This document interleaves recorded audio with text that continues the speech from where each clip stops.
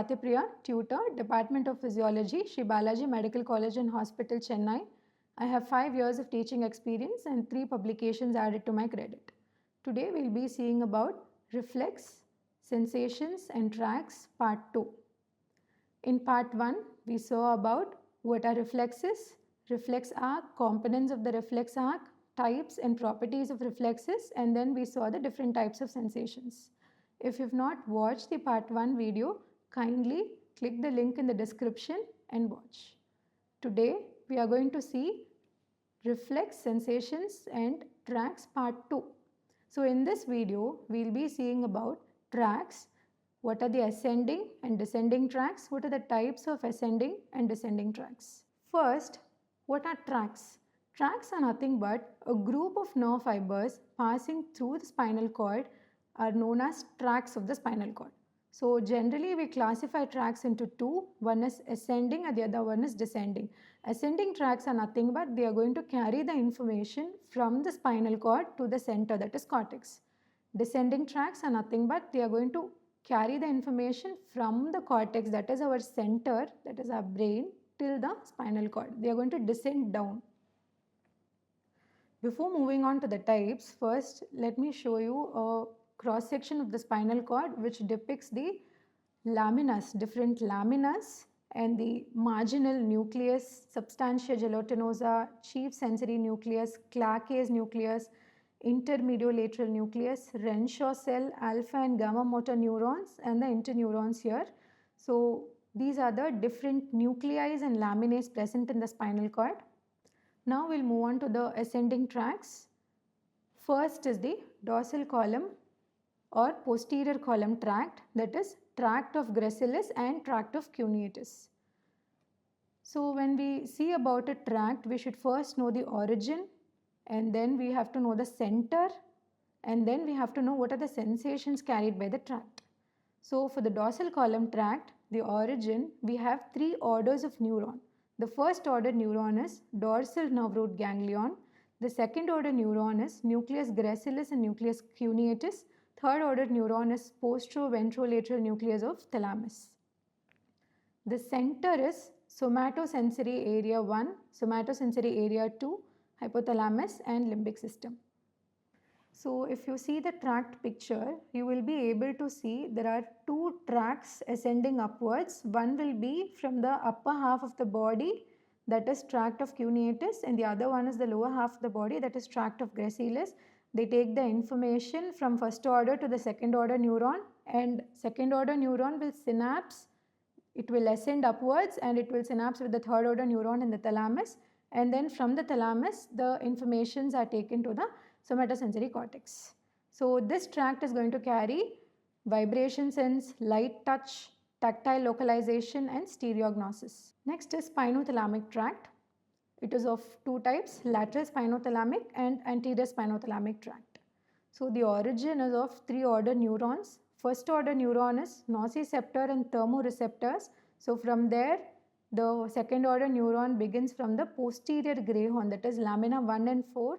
Third order neuron is postero-ventrolateral nucleus of thalamus, and then from the thalamus the information goes to the center, that is somatosensory area 1, somatosensory area 2, hypothalamus and limbic system.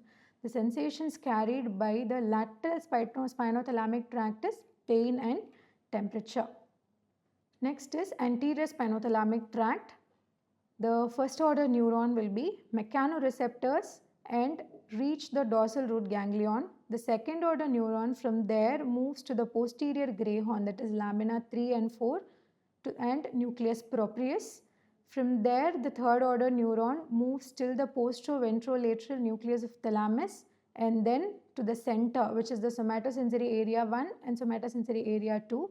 The sensations carried by this anterior spinothalamic tract is crude touch, pressure, sexual sensations, itching and tickle.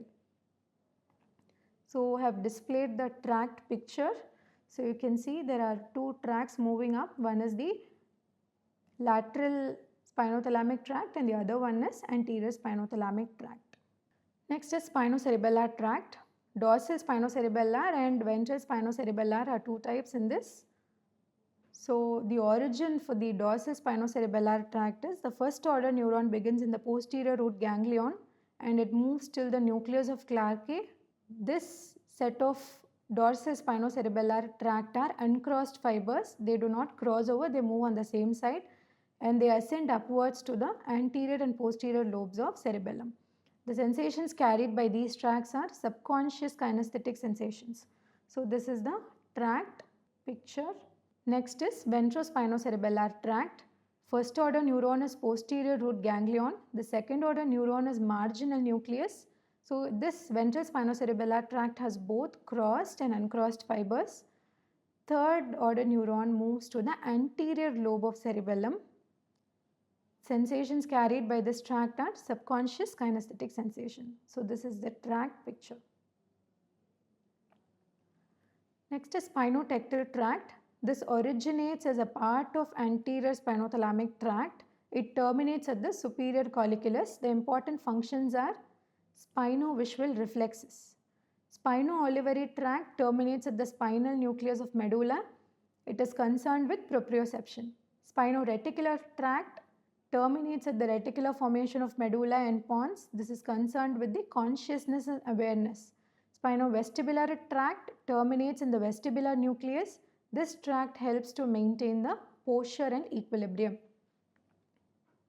So with this we have seen the ascending. Next we are going to see about the descending tracts. Descending tracts, that is pyramidal tracts and extrapyramidal tracts. Under pyramidal tracts we are going to see about anterior corticospinal tract and lateral corticospinal tract. So the origin for the corticospinal tract is somatosensory and somatomotor cortex areas. So from there the fibers converge together and they form coronoradiata.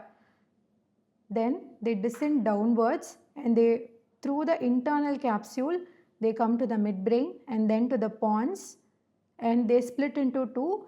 Half the fibers cross or decussate to the other side and half the fibers move ipsilaterally on the same side. Crossed fibers are called lateral spinothalamic tract and uncrossed fibers are called anterior spinothalamic tract. The termination, finally they come and they terminate in the alpha motor neuron of anterior gray horn of spinal cord. So this is about the corticospinal tract. In the extrapyramidal tracts, we will be seeing about the medial longitudinal fasciculus, anterior vestibulospinal tract, lateral vestibulospinal, reticulospinal, tectospinal, rubrospinal and olivospinal. The rubrospinal tract, it helps in maintaining the fine motor control. Reticulospinal tract, medial reticulospinal tract helps in the contraction and it increases the muscle tone. Lateral reticulospinal tract helps in relaxation and it decreases the muscle tone. Vestibulospinal helps in balance and posture of the body. Tectospinal helps in head coordination. With this we have come to the end of the video. In this video we have seen about ascending and descending tracts, different types of ascending tracts and different types of descending tracts and their pathways and the sensations carried by the tracts. Hope you find this video useful. So we will be soon meeting in the next video with a very fascinating and interesting topic. Happy learning. Thank you.